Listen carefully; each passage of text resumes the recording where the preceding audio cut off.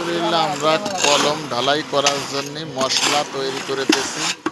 দেখেন মশলাটা হাতেই মহান, কিন্তু দেখেন মশলাটা কত সুন্দর। আমাদের মেশিনও এ পথে মহান। মশলা পিলারের মাল যদি বেশি পাতলা হয়ে যায় বুঝছো, তাহলে ওই পিলার নর্মাল হয়ে যায় ঢালাই। ঠিক আমরা যেভাবে কাজ করতেছি এ পথে কাজ করবেন। এর ভিতর সাদা বালি দিবেন না, আমরা সিলেকশন আর খোয়া আর সিমেন্ট এই 3টে জিনিস দিয়েছি। এর ভিতর সাদা বালি কেউ দিবেন না।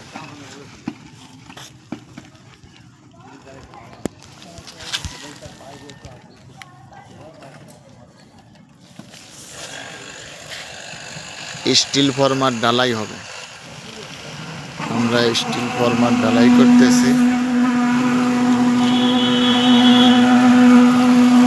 এবং ভাই বিটার মারা হচ্ছে।